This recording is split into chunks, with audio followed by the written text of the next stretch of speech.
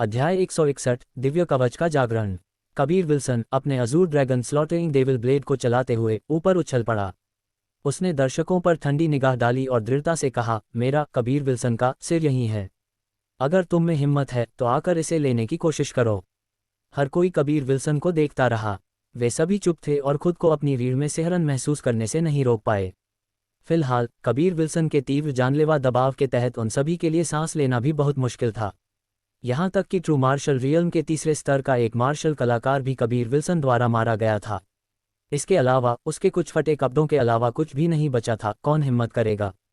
उनके सामने कबीर विल्सन ने ट्रू मार्शल रियल्म में दो मार्शल कलाकारों को पूरी तरह से हरा दिया था। जब तक उनके दिमाग में कुछ गड़बड़ नहीं थी, वे बाहर आकर लड़ने के लिए इतने मूर्ख नहीं होंगे। कबीर विल्सन स्लॉटरिंग हॉट की खेती करता है और अपने वर्तमान मूड के साथ उसके शरीर ने सचमुच स्लॉटर क्यूई को बाहर निकाला। आने की हिम्मत नहीं है। क्या तुम सभी पहले मुझे ढूंढने के लिए यहाँ नहीं आए थे? मुझे व्यक्तिगत रूप से मारने के लिए इंतजार नहीं कर सकते थे? अब तुम सभी एक एक करके काय कैसे बन गए? कबीर विल्सन ने इन दर्शकों को ठंडी नज़र से देखा, हंसा और कहा, आज के बाद जब तक कोई मेरा सिर लेना चाहता है, बस इस क्रिस्टल स्टोन की तरह मैं निश्चित रूप से उन्हें पाउडर के रूप में मिला दूंगा। बोलते हुए कबीर विल्सन ने अपने हाथ में एक क्रिस्टल स्टोन पकड़ा और उसे पाउडर में बदल दिया। एक बार फिर उसने सभी को डरा दिया। एक क्रिस्टल स्टोन को आधा करना आसान था, हालांकि इसे अपने नंगे हाथों से पाउडर में बदलना बेहद मुश्किल था। मैं तुम्हारा सिर लेना चाहता हूँ। आओ और मुझे मौत के घाट उतारने की कोशिश करो। एक सुंदर आदमी बाहर आया और दर्शकों की भीड़ से खुद को अलग कर लिया। वह वास्तव में रोकू था। रोकू, पिछली बार तुम एक कुत्ते की तरह दुम दबाकर भाग गए थे। अब तुम मेरे लोगों को बाहर आकर धमकी देने की हिम्मत कर रहे हो। अगर मैं तुम्हारी जगह होता तो मैं मौत आने तक खुद को छिपाने के लिए एक छेद ढूंढता। एक कोमल आवाज़ हवा में तैरती हुई आई, हालांकि यह एक बहुत ही मोटी मात्रा में स्लॉटर क्यूई ले जा रही थी, जिससे हर कोई ठंडे पसीने में भीग गया। जैसे ही सभी की रीढ़ में सिहरन दौड़ रही थी, एक सफ़ेद भौहों और दाढ़ी वाला एक गंजा आदमी अचानक कबीर विल्सन के सामने प्रकट हुआ, जिससे हर कोई एक चरम सदमे में चला गया। उस दिन एक्सट्रीम मार्शल सेक्ट में रोकू पर एक साथ एक्सट्रीम मार्शल सेक्ट के दो महान बुजुर्गों द्वारा हमला किया गया था। हालांकि वह अभी भी अपनी जान बचाकर भागने में सक्षम था। इस मामले को वह गर्व के साथ धारण कर सकता था, फिर भी उसे इसके बजाय उपहास किया गया। एक्सट्रीम मार्शल सेक्ट के अलेक्जेंडर अभी पहुंचे थे, जो निर्वाण रियल्म में शिखर के विशेषज्ञों में से एक थे। इस तरह के गंजे आदमी को देखकर कई लोग अपने दिल में हैरान रह गए। भीड़ जल्दी से तितर बितर हो गई। इस स्तर के लोगों के बीच इस तरह की लड़ाई समुद्रों और नदियों को उलट देगी। एल्डर अलेक्जेंडर, ये शिष्य पहले अपनी छुट्टी लेगा। कबीर विल्सन शरारत से मुस्कुराया। फिर वह सबसे तेज गति का उपयोग करके गायब हो गया। ऊंची पहाड़ी के ऊपर खड़ी रूही ने पहाड़ के जंगल की ओर दौड़ते हुए कबीर विल्सन को घूर कर देखा। वह मुस्कुराई और बोली, इस बदमाश का ब्लेड सचमुच आंखें खोलने वाला था। मैं निश्चित रूप से इसे उधार लेकर देखना चाहती हूँ। शिक्षिका, क्या ये बहुत दुर्जय है? कियारा लुइस ने रूही का हाथ पकड़ा और कुछ आश्चर्य के साथ पूछा। ये बहुत दुर्जय है। उस ब्लेड पर बहुत ही महीन शिराएं उकेरी गई हैं, जो पूरी ब्लेड बॉडी को पूरी तरह से ढक रही हैं। हर एक जटिल और फिर भी बेहद गहन है। रूही ने सिर हिलाया। वह अभी भी उस ब्लेड की असली शक्ति को बाहर नहीं निकाल सकता है, अन्यथा वह निश्चित रूप से कहीं अधिक शक्तिशाली होता। ये ब्लेड उसकी शक्ति को कई गुना बढ़ाने की अनुमति दे सकता है, अन्यथा वह ट्रू मार्शल रियल्म के तीसरे स्तर में एक मार्शल कलाकार को बिल्कुल हरा नहीं पाएगा। Kabir Wilson black tortoise mountain के शीर्ष पर पहुंचा और जल्दी से एक गुफा में प्रवेश कर गया। रीनी ने उसे पहले ही बताया था कि ब्लैक टॉर्टोइज माउंटेन के चारों ओर वर्तमान में बहुत अधिक ताकत वाले मार्शल कलाकार थे, यहाँ तक कि कई निर्वाण रियल्म मार्शल कलाकार भी थे। अभी कुछ देर पहले कबीर विल्सन को कुछ अच्छी शक्तिशाली दिव्य इंद्रियों द्वारा देखा जा रहा था। जैसे ही पूरे ब्लैक टॉर्टोइज माउंटेन को एक गहन वातावरण में ढक दिया गया था, पूरे पहाड़ की ढलान अचानक जोर से हिलने लगी। इन गंभीर झटकों के कारण ब्लैक टॉर्टोइज माउंटेन के पास की जमीन समुद्र की लहरों की तरह ऊपर नीचे होने लगी। चाहे वह ऊंचे पेड़ हो या विशाल पहाड़ की चोटियां, सब कुछ पल भर में नष्ट हो गया। पलक झपकते ही ब्लैक टॉर्टोइज माउंटेन के चारों ओर सब कुछ समतल हो गया था। कई मार्शल कलाकार जो आसमान में उछल गए थे, उन्होंने अपने सामने हो रहे भयानक दृश्य को देखा। उनके दिलों में अभी भी लिंगरिंग डर था। पौराणिक ब्लैक टॉर्टोइज एडेमेंटाइल आर्मर जाग गया था, हालांकि रहस्यमय क्षेत्र का प्रवेश द्वार अभी भी नहीं खुला था। अब हम ब्लैक टॉर्टोइज माउंटेन के केंद्र की ओर बढ़ सकते हैं, रीनी ने उत्साह में चिल्लाया। कबीर विल्सन ने उससे वादा किया था कि जब तक वह उसे ब्लैक टॉर्टोइज मिस्टीरियस रियल्म में पहले से प्रवेश करा सकती है, वह उसे बहुत सारे ट्रू एलिमेंटल पिल्स और फाउंडेशन बिल्डिंग पिल्स देगा। कबीर विल्सन जल्दी से गुफा के अंदर चला गया और रीनी भी इसी तरह उत्साहित थी। जब मिस्टीरियस रियल्म में केवल एक ही व्यक्ति होता तो क्या अंदर के खजानों का अधिकांश हिस्सा केवल उस व्यक्ति का नहीं होता? हम आ गए हैं। कबीर विल्सन अभी अभी एक पहाड़ की ढलान के केंद्र में पहुंचा था। वह जगह खाली निकली लेकिन पूरी जगह अंधेरी थी। कबीर विल्सन ने अपनी हथेली में एक लौ जलाई जिससे उस क्षेत्र को रोशन किया। यहाँ कोई और नहीं था, क्योंकि जब मिस्टीरियस रियल्म का प्रवेश द्वार खुलता है तो एक बहुत ही हिंसक शक्ति का विस्फोट होगा। जो कोई भी उसके पास रह रहा था वह केवल मौत को ही चाह रहा था। रूही और कियारा लुइस ने कबीर विल्सन को गुफा में प्रवेश करते हुए देखा था। अगर मिस्टीरियस रियल्म का प्रवेश द्वार खुलता तो उस गुफा के अंदर रहने वाले किसी भी व्यक्ति को उस शक्ति के विस्फोट से प्रभावित होना पड़ेगा। एल्डर डॉली, रुको और कियारा की रक्षा करो, रूही ने हल्के लहजे में कहा। एक बूढ़ी महिला जो बैसाखी पकड़े हुए थी वह तुरंत कियारा लुइस के बगल में प्रकट हुई। रूही बच्ची, निश्चिंत रहो, उस एल्डर डॉली ने प्यार से मुस्कुराया और कियारा लुइस के नर्म बालों को छुआ। कियारा लुइस जाहिर तौर पर जानती थी कि उसकी शिक्षिका कबीर विल्सन को ढूंढने जा रही है और उसे बाहर निकालने के लिए ताकि वह मिस्टीरियस रियल्म के खुलने से होने वाली शक्ति से प्रभावित न हो। अफवाह थी कि अगर यह निर्वाण रियल्म के मार्शल कलाकार भी थे जो पास थे तो वे भी गंभीर रूप से घायल हो जाएंगे। अगर उनकी ताकत कमजोर थी तो वे धुएं के एक कश में गायब भी हो सकते थे। शिक्षिका, सावधान रहें, कियारा लुइस ने हल्के से अपने होठों को काटते हुए चिंता से कहा। निश्चिंत रहो, तुम्हारी शिक्षिका मुझसे कहीं ज्यादा मजबूत है, एल्डर डॉली ने प्यार से हंसा, कियारा लुइस के बालों को सहलाते हुए। रूही हल्के से मुस्कुराए और सिर हिलाया। तुम्हारे ये छोटे पति सचमुच मुसीबतों का एक बंडल है, यहाँ तक कि मुझे भी उसके बारे में चिंतित कर रहा है। जैसे ही रूही ने बोलना समाप्त किया वह एक सफ़ेद आकृति में बदल गई और पलक झपकते ही गायब हो गई। कबीर विल्सन रीनी का इंतजार कर रहा था ताकि वह अपने ड्रैगन वंश की प्राचीन गुप्त विधि का उपयोग करके एक अंतरिक्ष मार्ग खोले और ब्लैक टॉर्टोइज रियल्म में प्रवेश करे। ब्लैक टॉर्टोइज माउंटेन के पहाड़ की ढलान के बीच में आमतौर पर बहुत अंधेरा होता था। हालांकि अब कोई भी उसकी दीवारों के साथ साथ कई पैटर्न को सफ़ेद रोशनी बिखेरते हुए देख सकता था। ये रीनी द्वारा जारी की गई शक्ति थी जो एक सरणी बनाने वाली स्पिरिट वेन से बनी थी। कबीर विल्सन उस गूढ़ और जटिल स्पिरिट वेन्स के पैटर्न को देखने में तल्लीन था। वह इसे अपने दिमाग में उकेरना पसंद करता, लेकिन सिर्फ याद रखने की कोशिश करने से उसे तीव्र सिरदर्द हुआ। न केवल बहुत सारी स्पिरिट वेन्स थीं, बल्कि वे बहुत घनी भी थीं। कबीर विल्सन का अनुमान था कि कम से कम कुछ लाख स्पिरिट वेन्स थीं और उनमें से हर एक पूरी तरह से अद्वितीय थी। वे प्रत्येक एक सरणी में संयोजित होने के लिए अन्य स्पिरिट वेन्स के साथ एक साथ गुथी हुई थीं। जबकि प्रत्येक का घुमाव कुछ हद तक समान था, प्रत्येक मोड़ की डिग्री अलग थी। हालांकि इसमें एक विशिष्ट शक्ति थी ठीक इसी वजह से। याद रखने की कोशिश मत करो। अगर मेरे पास मेरी वंशानुगत यादें नहीं होती तो मैं मर जाती, लेकिन फिर भी इस खूनी चीज़ को सीख नहीं पाती। रीनी को भी दर्दनाक सिर दर्द हो रहा था। अगर इतना कुछ खाने को नहीं मिलता तो वह इतना दिमाग इस्तेमाल करने की भी जहमत नहीं उठाती। खैर, यह मेरे खोल से बाहर आने के बाद पहली बार है कि मैं इतनी शक्ति खर्च कर रही हूँ, तुम मेरा धन्यवाद करना बेहतर समझो, रीनी ने एक कोमल लहजे में कहा। उसकी आवाज़ से यह स्पष्ट था कि वह थक गई थी।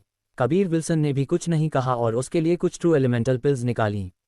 कबीर विल्सन पहाड़ की ढलान पर इस जगमगाते गोल सरणी को देख रहा था। ये चमकदार सरणी सैकड़ों हजारों स्पिरिट वेन्स से बनी थी और अब धीरे धीरे एक दूसरे में विलय होने लगी थी। एक बार जब ये पूरी तरह से एक साथ मिल जाती तो ब्लैक टॉर्टोइज मिस्टीरियस रियल्म का एक प्रवेश द्वार खुल जाएगा। अचानक कबीर विल्सन ने किसी को अपनी ओर आते हुए महसूस किया, इसके अलावा एक बहुत ही तेज गति से। ये निश्चित रूप से एक अच्छी बात नहीं थी। उसने नहीं सोचा था कि कोई वास्तव में मौत को चाहने के लिए यहाँ आएगा। एक लड़की जो सफ़ेद चड्डी और अपने चेहरे पर सफ़ेद मलमल पहने हुए थी, वह कबीर विल्सन के सामने खड़ी थी। वह खुद को ये कहने से नहीं रोक पाया, बहन रूही। रूही भी पहाड़ की ढलान के बीच में गोल सरणी को सफ़ेद रोशनी बिखेरते हुए और उन अनगिनत स्पिरिट वेन्स को देखकर बहुत हैरान थी।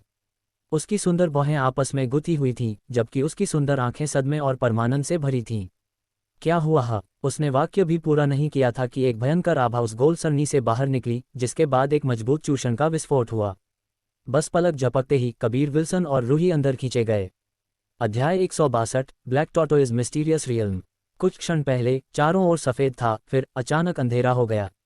कबीर विल्सन ने केवल महसूस किया कि वह एक कोमल और नर्म शरीर पर झुका हुआ था। वह तुरंत हैरान हो गया। हल्की रोशनी के उपयोग से उसने अपने ही शरीर को एक सुंदर आकृति के खिलाफ दबा हुआ देखा जो सफ़ेद चड्डी पहने हुए थी।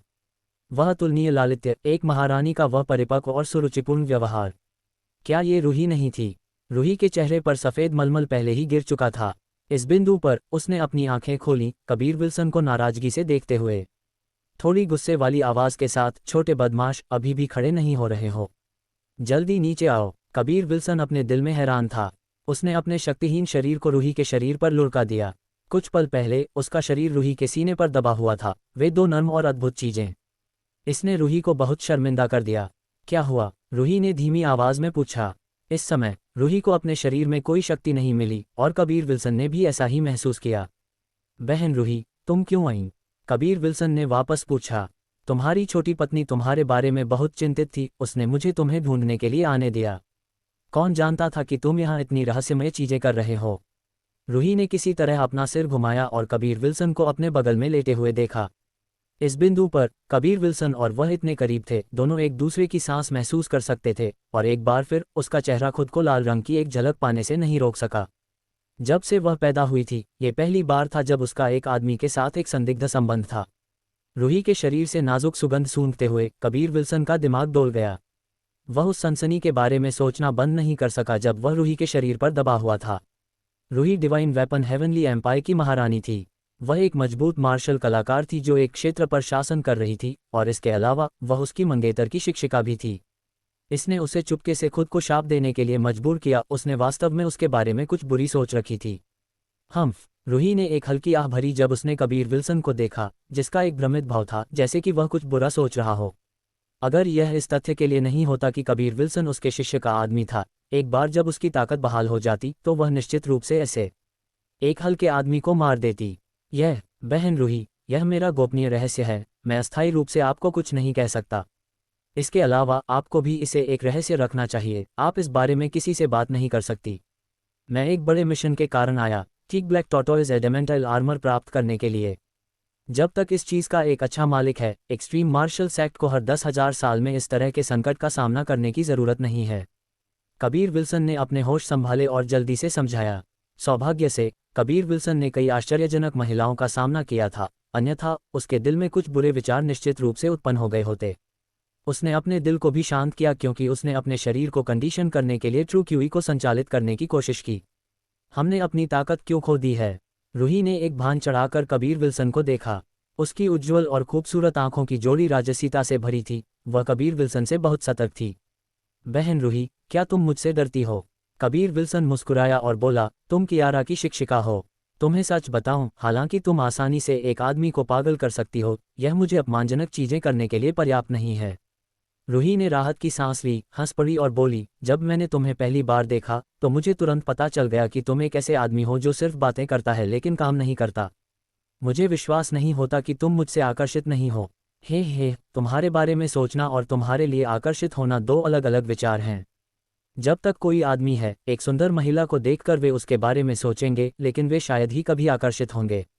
कबीर विल्सन ने एक शरारती हंसी के साथ कहा। केवल वही इस महिला के सामने ऐसे आत्मघाती शब्द कहने की हिम्मत कर सकता था। ये साहस एल्डरपिल के साथ एक लंबी अवधि तक रहने से अभ्यास किया गया था। वह अक्सर एल्डरपिल के साथ स्वतंत्रता लेता था। इस बार उसकी राय में रूही और एल्डरपिल के बीच बहुत ज़्यादा अंतर नहीं था। बदबूदार बदमाश, मुझे तुम्हें एक सबक सिखाने का अवसर मत देना। मुझे सचमुच समझ नहीं आता कि तुम में इतनी हिम्मत क्यों है। तुम वास्तव में मुझसे ऐसे आत्मघाती शब्द कहने की हिम्मत करते हो। क्या तुम सचमुच डरते नहीं कि मैं तुम्हें मार डालूंगी? रूही की भौहें फड़क गईं, उसकी आंखें एक प्रभावशाली आभा से भर गईं। इस समय कबीर विल्सन धीरे धीरे और अचानक बैठ गया। एक शरारती मुस्कान के साथ उसने धीरे धीरे रूही के ऊपर और नीचे हिलती हुई ऊंची छाती को देखा। फिलहाल उसने चड्डी पहन रखी थी जो उसकी आकृति को पूरी तरह से रेखांकित कर रही थी, बहुत उत्तेजित करने वाली और लोभनीय। रूही ने अपने लाल होठों को काटा और कबीर विल्सन को घूर कर देखा।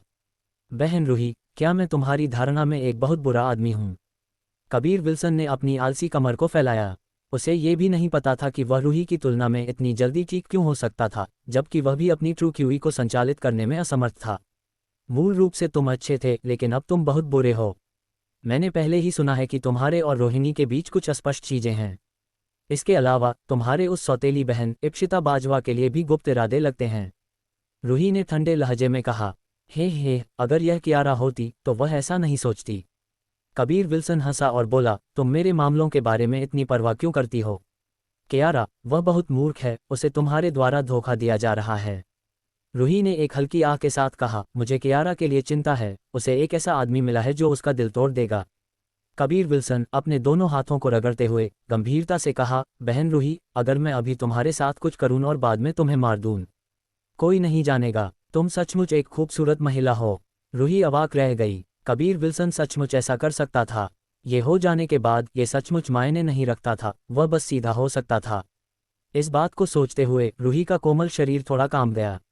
बहन रूही, अगर तुम मुझे नहीं जानती तो कृपया मेरे बारे में कोई निष्कर्ष मत निकालो, अन्यथा मुझे एक दोस्त के खिलाफ जाने के लिए दोष मत देना। कबीर विल्सन ने ठंडे लहजे में कहा। कहीं से भी एक स्लॉटर क्यूई उसके शरीर से बाहर निकला। उसके मूड के झूलों का पालन करते हुए स्लॉटरिंग हॉर्ट ने उसे एक कत्लेआम भगवान जैसा बना दिया। रूही ने उसकी आंखों को देखा जो जानलेवा इरादों से भरी थीं। अपने दिल में वह एक पल के लिए हैरान थी। कबीर विल्सन के मन में वास्तव में उसके लिए कोई बुरा विचार नहीं था। इसके विपरीत उसके मन में सिर्फ मारने की इच्छा थी, और यह सब इसलिए था क्योंकि उसने उसे गलत समझा और उसकी निंदा की। इसके अलावा उसने कियारा लुइस को भी शामिल किया। शुरू से ही मैं तुम्हें बहुत सम्मान देता हूँ। तुम एक सीनियर हो, तुम कियारा लुइस के लिए भी अच्छी हो। इसके अलावा तुम मेरे प्रति भी बहुत दोस्ताना थी। हालांकि अगर तुमने एक बार फिर मेरी निंदा करने की हिम्मत की तो मैं बिल्कुल भी विनम्र नहीं रहूंगा। कबीर विल्सन खड़ा हो गया। उसके पास पहले से ही यिन और यांग डिवाइन वेंस थीं और उसने ताई ची सबड्यूइंग ड्रैगन एक्सरसाइज की खेती की थी। वह एक ऐसा आदमी बनने के लिए नियत था जो सब कुछ पर ध्यान देने की हिम्मत करेगा। यही वह था जिसने उसके अहंकार को बाकी हिस्सों से अलग बनाया। कबीर विल्सन को देखते हुए रूही अवाक थी। अभी कुछ देर पहले वह बस एक आदमी द्वारा छेड़छाड़ किए जाने के बारे में एक मजाक कर रही थी, और पलक झपकते ही वह दुश्मन बन गई सिर्फ इसलिए कि उसने उसकी निंदा की। मैं नहीं चाहता कि कियारा कोई बकवास चीजें सोचे। तुम कियारा के सामने कोई बकवास नहीं कह सकती। कबीर विल्सन नीचे झुक गया और एक उदास और बर्फीली ठंडी आवाज में बोला। उसका पूरा शरीर एक दमनकारी अहंकारी आभा और स्लॉटर क्यूई बिखेर रहा था। रूही ने एक आह भरी। वह वास्तव में गलत थी। कबीर विल्सन उतना बुरा नहीं था जितना उसने कल्पना की थी। यह उसके पिछले प्रदर्शन से स्पष्ट था। इसने उसे हैरान कर दिया। मुझे खेद है, रूही ने धीमी आवाज में कहा। आज के बाद मुझे कियारा के बारे में और चिंता करने की जरूरत नहीं है। वह तुम्हें समझेगी। यही कारण है कि मुझे तुम्हारे बारे में चिंता करने की जरूरत नहीं है। कबीर विल्सन बहुत बहादुर था। किसी भी महिला के लिए उसकी ओर आकर्षित होना असंभव नहीं था।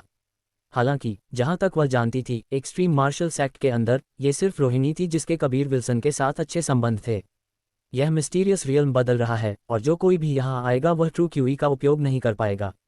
तुम्हें सावधान रहना होगा, कबीर विल्सन ने एक गरिमामयी तरीके से बोला। ट्रू क्यूई का उपयोग करने में असमर्थ। क्या इसका मतलब यह नहीं होगा कि सभी मार्शल कलाकार अपनी शक्ति खो देंगे? रूही अपने दिल में बहुत हैरान थी। उन खूबसूरत आंखों में राजसी रोशनी पहले ही गायब हो गई थी और एक गहरे डर से बदल गई थी। वह कई सालों तक मोर्टल वर्ल्ड के मार्शल समुदाय के शिखर पर गर्व से खड़ी थी, और यह ठीक उसकी शक्तिशाली ट्रू क्यूई की वजह से था। लेकिन अब जब वह अपनी ट्रू क्यूई का उपयोग नहीं कर सकती थी तो वह साधारण लोगों से अलग नहीं थी, जिसने उसके लिए स्वीकार करना मुश्किल बना दिया और उसे डर के एक रसातल में गिरा दिया। अध्याय 163 स्पिरिट वेन्स का जादू। आधे घंटे से भी ज्यादा बीत चुका था और अब जाकर रूही चलने फिरने में सक्षम हो पाए। हालांकि वह अपनी ट्रू क्यूई का उपयोग नहीं कर सकती थी, फिर भी वह अपनी दांतियन में ट्रू क्यूई को देख पा रही थी। इसे एक शक्तिशाली और विचित्र शक्ति द्वारा दबाया जा रहा था, जिससे इसे सक्रिय होने से रोका जा रहा था। इस समय रूही से महारानी जैसी गरिमा गायब हो चुकी थी। अपनी आंखों में एक अजीब भाव के साथ उसने कबीर विल्सन को देखा और धीरे से पूछा, इन परिस्थितियों में क्या तुम अभी भी ब्लैक टॉर्टोइज एडमेंटल आर्मर को खोजने जाना चाहते हो? तुम मुझसे ज्यादा तेजी से ठीक क्यों हो सकते हो? वह जानती थी कि कबीर विल्सन का शरीर बहुत मजबूत था, लेकिन ये कितना भी मजबूत क्यों न हो, यह उसके शरीर से तुलना नहीं कर सकता था। आखिर वह अब कई सालों से पूरे विलियम्स मुख्य भूमि के शिखर पर खड़ी थी। कबीर विल्सन हल्के से मुस्कुराया, जैसे कि पहले हुई सारी अप्रिय बातें हुई ही नहीं थीं। हे, तुम्हारा शरीर शायद मुझसे कहीं ज्यादा मजबूत हो सकता है। हालांकि मेरे शरीर को विशेष तरीकों से परिष्कृत किया गया है। कबीर विल्सन ने इमॉर्टल डेविल पूल में अपने शरीर को तपाया था और अपने शरीर को शांत करने के लिए ड्रैगन ब्लड पिल भी ली थी। इन सब ने उसके शरीर को एक चमत्कारिक रूप से तेजी से ठीक होने की क्षमता प्रदान की थी। जब उन दोनों को ब्लैक टॉर्टोइज मिस्टीरियस रियल्म के अंदर खींचा गया तो उनकी सारी ताकत खत्म हो गई थी। यही वजह है कि वे इतने थके हुए महसूस कर रहे थे। हालांकि कबीर विल्सन के विशेष शारीरिक विशेषताओं के साथ वह बेहद जल्दी ठीक होने में सक्षम था। रूही खड़ी हो गई। इस क्षण उसने महसूस किया कि उसका पूरा शरीर बहुत कमजोर था और वह मुश्किल से ही चल पा रही थी। इस बीच कबीर विल्सन जोश और उत्साह से भरा हुआ था। अगर कबीर विल्सन अभी उसके साथ कुछ बुरा करना चाहता तो उसके पास विरोध करने की ताकत नहीं थी। ये सोचते हुए वह एक बार फिर अपने दिल में चुपके से चिंतित होने लगी। हालांकि जल्द ही उसके लिए ये स्पष्ट हो गया कि कबीर विल्सन की उसमें कोई दिलचस्पी नहीं थी। वह कबीर विल्सन के मानसिक दृढ़ता से बहुत प्रभावित हुई, साथ ही वह थोड़ी निराश भी थी। उसके स्वभाव और मोहक आभा के साथ वह वास्तव में एक युवा और जोरदार छोटे बदमाश को मोहित नहीं कर पाए। खाओ। कबीर विल्सन ने उसकी ओर एक जेड बॉक्स फेंका। अंदर बहुत सारी क्वेंचिंग बॉडी पिल्स थीं। मैं ब्लैक टॉर्टोइज एडेमेंटाइल आर्मर को खोजने जाना चाहता हूं और यात्रा खतरनाक हो सकती है। क्या तुम मेरे साथ आना चाहती हो? हालांकि हमारी ताकत लाखों ली दूर है, अब ये कहना मुश्किल है। इतना गर्व मत करो। अगर हम अपनी शारीरिक क्षमता में प्रतिस्पर्धा कर रहे हैं तो मैं तुमसे बिल्कुल नहीं हारूंगी। पूरे विलियम्स मुख्य भूमि में केवल कुछ ही लोग मुझसे तुलना कर सकते हैं। रूही ने एक नरम आह के साथ घोषणा की। मैंने कियारा से वादा किया था कि मैं तुम्हें जरा सी भी दुर्घटना नहीं होने दूंगी। बेशक, मैं तुम्हारे पीछे चलूंगी। कबीर विल्सन शरारत से मुस्कुराया और एक बार फिर पहले वाले उस बदमाश जैसी सूरत में लौट आया। कुछ ही पल पहले क्या तुम चिंतित नहीं थी कि मैं तुम्हारे सारे कपड़े उतार सकता हूं? जब तुम्हें एहसास हुआ कि तुम अपनी ट्रू क्यूई का उपयोग नहीं कर सकती तो तुम इतनी डर गई थी कि ऐसा लग रहा था जैसे तुमने कोई भूत देखा हो। रूही ने सिर्फ एक नरम आह भरी। उसे इस क्षण एहसास हुआ कबीर विल्सन के साथ कोमलता से व्यवहार करना बस एक बेकार की बात थी। बेशक वह जानती थी कि कबीर विल्सन बस उसके साथ मजाक कर रहा था। कबीर विल्सन ने सख्ती से कहा, बहन रूही, मुझे ये पहले कहने दो। वह ब्लैक टॉर्टोइज एडेमेंटाइल आर्मर मेरा है। जिस समय हम उससे मिलेंगे तुम उसे नहीं छीन सकती। अगर तुम ले सकते हो तो बस उसे ले जाओ। वह चीज़ इतनी आसानी से नहीं मिलती, अन्यथा धीरन ने इसे बहुत पहले ही एक्सट्रीम मार्शल सेक्ट में ले लिया होता। रूही ने ऐसे कहा जैसे उसे परवाह ही नहीं थी। कबीर विल्सन ने चारों ओर देखा। उसने पाया कि वे विभिन्न आकारों के पत्थरों से भरे एक बंजर भूमि में गिर गए थे। आसमान पूरी तरह से काले बादलों से ढका हुआ था जिससे रोशनी अवरुद्ध हो गई थी। फिलहाल ब्लैक टॉर्टोइज मिस्टीरियस रियल में मूल रूप से रात थी। तुम पहले भी यहाँ आए हो? कबीर विल्सन ने पूछा। मैं बस एक बार पहले यहाँ आया था। उस समय मैं सिर्फ एक ट्रू मार्शल रियल मार्शल कलाकार था। हालांकि इसमें इस अजीब शक्ति की कमी थी जो ट्रू क्यूई को दबा रही है। रूही ने हल्के से क्वेंचिंग बॉडी पिल पर काटा। यहाँ तक कि पिल खाने का उसका कार्य भी देखने में काफी सुखद था। किनारे पर कबीर विल्सन एक खुश मुस्कान से भर रहा था। अगर तुम कियारा के आदमी नहीं होते तो मैं निश्चित रूप से तुम्हें अच्छा सबक सिखाती। तुम अपनी किस्मत को ज्यादा मत आजमाओ, मेरा धैर्य सीमित है। रूही अचानक कुछ गुस्सा हो गई। वह डिवाइन वेपन हेवनली एम्पायर की सम्मानित महारानी थी जो विशाल साम्राज्य की प्रभारी थी। हालांकि आज उसे वास्तव में एक 20 साल के छोटे बदमाश द्वारा परेशान किया गया था, और सिर्फ एक या दो बार नहीं। और क्या है, उसे उसके द्वारा धमकी भी दी गई थी। उसने इतने लंबे समय से यह गलत महसूस नहीं किया था। बहन रूही, क्या तुम अब मुझसे नफरत करती हो? कबीर विल्सन ने पूछा। वह अपने हाथ से जमीन की जांच करते हुए नीचे झुक गया। उसे नहीं पता था कि उन्हें किस रास्ते जाना चाहिए। तुम पहले ही जवाब जानते हो, क्यों पूछ रहे हो? मूल रूप से तुमने मुझ पर एक अच्छा प्रभाव छोड़ा, अगर थोड़ा शरारती। हालांकि अब रूही ने चारों ओर देखा, अपनी दिव्य इंद्रिय को जारी किया और सतर्क हो गई। वह भी जाने के लिए एक दिशा की तलाश कर रही थी। अफसोस, ऐसा लगता है कि मेरी योजना विफल हो गई। कबीर विल्सन ने असहायता से आह भरी। इस समय उसने बहते पानी की हल्की आवाज सुनी, शायद एक नदी की धारा से। पहले धीरन ने उसे ब्लैक टॉर्टोइज एडेमेंटाइल आर्मर को खोजने के लिए नदी के नीचे की ओर जाने के लिए कहा था। क्या योजना? रूही ने उत्सुकता से पूछा। उसने भी बहते पानी की आवाज सुनी। कबीर विल्सन ने आह भरी, क्योंकि तुम मुझसे नफरत करती हो, तुम मुझे उपकरण परिष्कृत करना नहीं सिखाओगी। मैं वास्तव में सीखना चाहता था। रूही ने एक हल्की आह भरी और कहा, मैं तुम्हें नहीं सिखाऊंगी। क्या तुम पहले से ही कीमिया नहीं सीख रहे हो? तुम अभी भी उपकरण परिष्कृत करना क्यों सीखना चाहते हो? कबीर विल्सन वास्तव में रिफाइनर्स समुदाय की इस महारानी से सलाह लेना चाहता था। हालांकि अब ऐसा लगता है कि कोई उम्मीद नहीं थी। मैं विभिन्न प्रकार की पिल्स को परिष्कृत करना जानता हूं, हालांकि अनगिनत अलग अलग पिल्स में से केवल कुछ ही मैंने पाया कि अपेक्षाकृत सामान्य वाले के अलावा कुछ ऐसे हैं जो या तो कम उपयोगी हैं या जिनका कोई स्पष्ट उपयोग नहीं है। मैं उपकरण के शोधन प्रक्रिया पर कुछ जानकारी सीखना चाहता हूं ताकि मैं इसे कीमिया के साथ जोड़ सकूं और शायद एक नई तरह की पिल बना सकूं। कबीर विल्सन ने कहा जैसे ही उसने दूर बहते पानी की आवाज की ओर चलना शुरू किया। रूही भी उसके पीछे पीछे चली, उसका भी उसी जगह की ओर चलने का इरादा था। कबीर विल्सन के इस विचार के लिए रूही ने बस सोचा कि यह कोरी कल्पना थी। उसने उपहासपूर्वक कहा, इसके बारे में सोचना भी मत। वह बस असंभव है। हालांकि कीमिया और शोधन दोनों में आग का उपयोग होता है, प्रक्रिया बहुत अलग है। एल्केमिस्ट जरूरी नहीं कि उपकरण परिष्कृत कर सकें और इसके विपरीत भी। उदाहरण के लिए, एल्डर पिल केवल पुअर लेवल स्पिरिट वेपन्स को परिष्कृत कर सकता है, जबकि मैं भी केवल कुछ लो ग्रेड पिल्स को परिष्कृत कर सकती हूँ। कबीर विल्सन ने बस सिर हिलाया और मुस्कुराया। कोई बात नहीं, बस मेरे द्वारा पहली परिकल्पित पिल को परिष्कृत करने का इंतजार करो। फिर मैं इसे व्यक्तिगत रूप से तुम्हारे हाथों में दे दूंगा, तुम्हारे चेहरे पर जोरदार वार करते हुए। रूही ने लापरवाही से कहा, तुम हमेशा कोशिश करने के लिए स्वागत हो, लेकिन उस समय मैं पहले ही स्वर्गीय रियल में चढ़ चुकी होंगी। रूही उसे नीचा दिखा रही थी। कबीर विल्सन अचानक कुछ असहज महसूस करने लगा। वह अपने रास्ते में रुक गया और एक शीट निकाली जिस पर बहुत सारी गड़बड़ स्पिरिट वेन्स खींची हुई थीं। हालांकि करीब से देखने पर स्पिरिट वेन्स का ये प्रतीत होने वाला अराजक गड़बड़ी बहुत व्यवस्थित थी। ऐसा लग रहा था जैसे एक कानून ने उन्हें एक साथ पार कर दिया था। अगर कोई इसे और भी ध्यान से देखता तो दिव्य इंद्रिय उसमें गिर जाएगी और उन स्पिरिट वेन्स का बारीकी से पालन करेगी। रूही ने बस एक नज़र डाली और तुरंत मंत्रमुग्ध हो गई। वह खुद को बाहर नहीं निकाल पाए। उसकी बाहें कसकर गुथी हुई थीं क्योंकि वह लगातार उन स्पिरिट वेन्स को प्रतिबिंबित और उनका पालन करती थी। वह देखना चाहती थी कि इन स्पिरिट वेन्स का क्या प्रभाव था। वह इस आरेख के कानून को जानना चाहती थी जो इन कई स्पिरिट वेन्स से बना था। रूही उन स्पिरिट वेन्स में पूरी तरह से तल्लीन थी।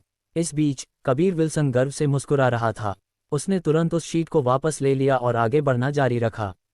इसने रूही को गुस्से में अपने कमल जैसे पैर को ठोकने और धीरे से आह भरने के लिए मजबूर कर दिया। जब रूही ने अंतरिक्ष द्वार देखा था जिसे रीनी द्वारा स्थापित किया गया था, तो रूही जानती थी कि कबीर विल्सन के पास कई रहस्य थे। हालांकि उन स्पिरिट वेन्स ने कई लोगों को एक दर्दनाक सिरदर्द महसूस कराया, लेकिन उसे इस तरह की चीजें वास्तव में पसंद थीं। उसकी राय में कबीर विल्सन ने अभी उसे जो स्पिरिट वेन दिखाया था वह स्पिरिट वेन्स का सबसे अजीब और जटिल सेट था जिसका उसने कभी सामना किया था। उसके अनुमानों के अनुसार यह एक हाई ग्रेड स्पिरिट वेन हो सकती है और अगर ठीक से इस्तेमाल किया जाए तो यह एक बहुत ही भयानक शक्ति छोड़ सकती है। अध्याय 164 अन्य दुनिया की सभ्यता। इससे पहले कबीर विल्सन ने जो स्पिरिट वेन्स दिखाए थे वे रिफाइनल स्क्रॉल के अंश थे। पहले सिमी और भूमिका ने भी रिफाइनल स्क्रॉल की जटिल और बहुत गहरी प्रकृति का आनंद लिया था। हालांकि वे इसमें निपुण नहीं थे, वे जानते थे कि ये स्पिरिट वेन्स बहुत दुर्लभ और बहुत दुर्जेय थे। और अंत में कबीर विल्सन के रीनी से मिलने के बाद उसने एक बार फिर इस तथ्य की पुष्टि की थी। इस समय उसे रूही की लटकी हुई भूख देखने को मिली। वह और भी आश्वस्त था कि ये स्पिरिट वेन्स वास्तव में अद्भुत थे और इसके अलावा उसके पास अभी भी बहुत कुछ था। कबीर विल्सन उस बहते पानी की आवाज़ की ओर बढ़ गया और रूही, जो कबीर विल्सन से उन स्पिरिट वेन्स के बारे में पूछती रही, उसके ठीक पीछे चली। हालांकि उसने बस रूही के सवालों को हंसकर टाल दिया और उन पर ज्यादा ध्यान नहीं दिया, जिससे रूही गुस्से में अपने दांत पीसने लगी। आखिरकार वे नदी के किनारे पहुंचे। यह 100 झंग चौड़ी नदी थी, साफ और ठंडी। कबीर विल्सन ने अपना चेहरा धोने के लिए नदी के पानी का इस्तेमाल किया। क्या तुमने उन स्पिरिट वेन्स को बनाया है? रूही ने एक बार फिर पूछा। उसका चेहरा नाराजगी से भरा हुआ था। रास्ते में उसने कबीर विल्सन से बार बार वही सवाल पूछा था। हालांकि कबीर विल्सन ने कभी जवाब नहीं दिया और सीधे उसकी उपेक्षा की। उसके प्रति इस तरह का रवैया पहली बार था जब उसने इसका अनुभव किया था। कबीर विल्सन मुस्कुराया, आखिरकार उसके सवाल का जवाब दिया, हाँ। तुम्हें किसने सिखाया? रूही ने जल्दबाजी में पूछा। वह बेसब्री से कबीर विल्सन से पूछताछ करने और अपने जवाब पाने का इंतजार कर रही थी। मुझे एक किताब मिली। इस किताब के अंदर उस तरह के कई स्पिरिट वेन्स हैं और हथियारों को परिष्कृत करने के कई तरीके भी हैं। बस इतना है कि मैं इसे अपने दम पर सीख रहा था। कबीर विल्सन ने सोचने के बाद ये रूही को बताने का फैसला किया। रूही हैरान थी। उसका चेहरा परमानंद से भरा था, फिर भी वह तुरंत उदास हो गई क्योंकि वह जानती थी कि कबीर विल्सन का फ़ायदा उठाना इतना आसान नहीं था। पहले उसने कबीर विल्सन के अनुरोध को पूरी तरह से ठुकरा दिया था, इसलिए उसे ये भी उम्मीद नहीं थी कि इस समय उसे अपनी बात बदलनी पड़ेगी। मूल रूप से मैं तुम्हें मुझे सिखाने के लिए कहना चाहता था, अफसोस। भूल जाओ, किसने तुम्हें मेरे खिलाफ इतना पूर्वाग्रह रखने के लिए कहा? कबीर विल्सन ने निराशा के साथ कहा, फिर नदी के नीचे की ओर चला गया। रूही उसके पीछे चली। लंबे समय तक विचार करने के बाद उसने अपने होठों को काटा और बोली, ठीक है, मैंने तुम्हें पहले पूरी तरह से गलत समझा था। लेकिन तुम जानते हो, मैं वास्तव में तुमसे नफरत नहीं करती, तुमने मुझे परेशान किया। इस बिंदु पर रूही बस अपने नाम की तरह थी, एक छोटी लड़की की तरह।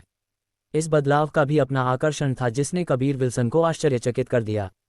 मैंने तुम्हें बहन रूही कहा है, मैं निश्चित रूप से पहले तुम्हारे साथ मजाक कर रहा था। कबीर विल्सन शरारत से मुस्कुराया और बोला, एल्डर पिल भी मूल रूप से मुझसे नफरत करती थी। हालांकि अब हे क्या वह अब कोई ऐसी नहीं है जिसे मैं नाक से खींच कर ले जा सकता हूँ। हम फिर से चलते हैं। तुम कहना चाहते हो तुम मुझे नाक से खींच कर ले जाओगे? रूही ने एक नरमाह भरी और कबीर विल्सन को घूरते हुए बोली। बेशक नहीं, बहन रूही कियारा की शिक्षिका है तो बेशक मैं तुम्हें खुश करना चाहता हूँ। इस तरह तुम कियारा के लिए अच्छी रहोगी। कबीर विल्सन मुस्कुराया और बोला, पहले हुई सभी अप्रिय बातें चलो उन्हें कुछ ऐसा मानते हैं जो नहीं हुआ।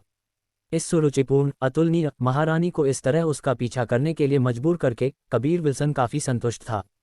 वह निश्चित रूप से रूही के साथ बुरे संबंध नहीं रखना चाहता था और अब उसे रूही के साथ रहना भी बुरा नहीं लगा। कम से कम उसे उसका एक अतिरिक्त प्यारा और मनोरंजक पक्ष देखने को मिलता है। यह शायद कुछ ऐसा था जिसे देखना बहुत मुश्किल था। कबीर विल्सन ने अपने 10 अंशों की स्पिरिट वेन्स की शीट निकाली जो रिफाइनर स्क्रॉल की पहली 10 शीट भी थीं। किताब के अनुसार ये रिफाइनर स्क्रॉल के सबसे बुनियादी थे। जब तक कोई इन 10 स्पिरिट वेन्स को पूरी तरह से समझ सकता था, कोई भी रिफाइनर के स्क्रॉल में उल्लिखित रिफाइनिंग हथियार तकनीक सीखना शुरू कर सकता था। रूही ने उन 10 शीटों को लिया जैसे ही उसने तुरंत अपने कदमों को रोक दिया। वह जहां खड़ी थी वहीं ठीक से देखने लगी। उसका परिपक्व सुंदर चेहरा परमानंद से भरा हुआ था। उसके चेहरे पर एक नशे वाला लालिमा उभर आई जिसने उसे और भी खूबसूरत और मोहक बना दिया। वास्तव में वह बहुत आकर्षक थी। किनारे पर कबीर विल्सन ने अपनी ठोड़ी को रगड़ा, उस अतुलनीय चेहरे की सराहना करते हुए चुपके से अपने दिल में प्रशंसा कर रहा था। वह अपना हाथ बढ़ाने और उस लुभावने चेहरे को सहलाने का इंतजार नहीं कर सका। बहन रूही, अभी मत देखो। जब तुम डिवाइन वेपन हेवनली एम्पायर वापस जाओ तो इसे देखने के लिए अपना समय लो। मैंने उस ब्लैक टॉर्टोइज एडेमेंटाइल आर्मर को प्राप्त करने के लिए इस ब्लैक टॉर्टोइज मिस्टीरियस रियल्म में पहले से प्रवेश किया। हमारे पास देरी करने का कोई समय नहीं है, कबीर विल्सन ने आग्रह किया। रूही ने उसकी बातें नहीं सुनी। उसकी सुंदर आंखें उसके हाथों में स्पिरिट वेन्स की उस शीट पर चिपकी हुई थीं, लगातार झपक रही थीं। उसका दिमाग इन स्पिरिट वेन्स की गणना कर रहा था। ऐसा लग रहा था जैसे वह कुछ बहुत जटिल सोच कर रही हो। रूही को इतना गंभीर देखकर कबीर विल्सन खुद को अपना हाथ बढ़ाने और उसके गालों को सहलाने से नहीं रोक सका। उसके हाथ को बहुत अच्छा महसूस हुआ, जैसे कि वह एक मलाईदार सुंदर जैद को सहला रहा हो। बस एक स्पर्श के साथ कबीर विल्सन इसका आदी हो गया। उसे ये भी नहीं पता था कि उसे यह हिम्मत कहाँ से मिली। उसने वास्तव में और भी आगे रगड़ने की हिम्मत की। जैसे ही कबीर विल्सन स्पर्श में मंत्रमुग्ध था, रूही ने आश्चर्यजनक रूप से उसकी कलाई को पकड़ा और ठंडे लहजे में पूछा, तुम क्या कर रहे हो? कबीर विल्सन हैरान था क्योंकि उसने तुरंत अपने होश संभाले। उसने जबरदस्ती मुस्कुराया और कहा, बहन रूही, तुम्हारे चेहरे पर कुछ गंदगी थी। मैं इसे पोंछने में तुम्हारी मदद कर रहा था। ठीक है, जब तुम देख रही थी तो क्या तुम्हें कुछ पता चला? मैंने भी इसे लंबे समय तक जांचा है, लेकिन इन स्पिरिट वेन्स को नहीं समझा। जब उसने इन स्पिरिट वेन्स कहा तो रूही की आंखें सुखद आश्चर्य से भर गईं क्योंकि उसने उत्साह में कहा, ये स्पिरिट वेन्स बहुत जटिल हैं। वे सभी हाई ग्रेड स्पिरिट वेन्स हैं। ये इस नश्वर दुनिया से नहीं हैं। मुझे लगता है कि वे किसी और नश्वर दुनिया से आए हैं। तुम्हें पता होना चाहिए कि स्वर्ग के नीचे हमारी नश्वर दुनिया अकेली नहीं है। कई अन्य नश्वर दुनिया भी हैं जो हमारी तुलना में कहीं अधिक सभ्य हैं। हालांकि एक दुनिया से दूसरी दुनिया की यात्रा करना बहुत मुश्किल है और अगर तुम उनकी दुनिया से कुछ प्राप्त कर सकते हो तो ये बेहद अच्छा है। कबीर विल्सन भी चकित था। अगर वह किसी और दुनिया से कीमिया तकनीकें प्राप्त कर सकता था तो यह उसकी कीमिया को बहुत ऊंचा कर सकता था। लेकिन बेशक नुस्खा और जड़ी बूटियों के संबंध में ये कठिन होगा। बहन रूही, चलो जल्दी करो। मुझे जल्दी करना होगा और ब्लैक टॉर्टोइज एडेमेंटाइल आर्मर खोजना होगा, कबीर विल्सन ने जवाब दिया। रूही ने उन 10 शीटों को ऐसे सहेजा जैसे वे खजाना हों। वह ये भी जानती थी कि उसके लिए कबीर विल्सन से रिफाइनर के स्क्रॉल को प्राप्त करना असंभव होगा। हालांकि वह इन स्पिरिट वेन्स को प्राप्त कर सकती थी, यह उसके लिए कुछ समय के लिए व्यस्त रहने के लिए पर्याप्त था। रूही ने अपने गाल को छुआ। उसने धीरे से आह भरी और कहा, तुम बदमाश, तुमने मुझ पर सस्ते में फ़ायदा उठाने की भी हिम्मत की। पहले स्थिति से बचा नहीं जा सकता था, इसलिए ये ठीक था, लेकिन अब तुमने वास्तव में हम कबीर विल्सन ने हंसा और कहा, बहन रूही, भविष्य में तुम जो भी प्रगति करो तुम मुझे बताना बेहतर समझो। ये 10 शीट स्पिरिट वेन्स सबसे बुनियादी हैं, इन्हें रिफाइनर के ज्ञान को सीखना शुरू करने से पहले सीखा जाना चाहिए। रूही भी हथियार शोधन में अपने अवरोध पर पहुंच गई थी और अब जब उसे ये स्पिरिट वेन्स मिले तो उसे लगा कि यह खजाने के बराबर है। कबीर विल्सन के पहले उसके चेहरे को छूने के मामले के संबंध में उसने इस मामले को आगे न बढ़ाने का फैसला किया। इसे कबीर विल्सन को थोड़ा फ़ायदा देने के रूप में माना गया और इसके अलावा अपने दिल में वह वास्तव में कबीर विल्सन से नफरत नहीं करती थी। उसे बस लगा कि वह थोड़ा बुरा था। हाँ, मेरा इंतजार करो ताकि मैं तुम्हें ये स्पिरिट वेंस सिखा सकूं। बाद में मैं तुम्हें हथियार शोधन भी सिखाऊंगी, जबकि इस समय के दौरान तुम्हें इन स्पिरिट वेंस से परिचित होना चाहिए। रूही ने सिर हिलाते हुए कहा, उसकी आवाज़ बहुत अधिक गर्म हो गई थी। बहन रूही, लाखों सालों में भी तुम कियारा को उन चीज़ों के बारे में नहीं बता सकती जो यहाँ हुई हैं। अन्यथा वह छोटी लड़की निश्चित रूप से मुझसे घृणा करेगी। कबीर विल्सन ने एक कड़वी मुस्कान के साथ कहा। तुम निश्चिंत हो सकते हो। अगर मैं उसे यह कहती हूँ तो इसका मुझ पर भी प्रभाव पड़ेगा। रूही ने पहले क्या हुआ था उसे याद किया। वह फिर से गुस्सा होने से खुद को रोक नहीं पाए। क्या तुम रास्ता जानते हो? शायद। कबीर विल्सन ने सिर हिलाया। तुम्हारा क्या मतलब है? रूही ने अपनी सुंदर भौहों को थोड़ा सिकोड़ा। चलो चलें। कबीर विल्सन ने अपने होठों को घुमाया। वह खुद भी निश्चित नहीं था कि उसके पागल शिक्षक के शब्द सच थे या नहीं।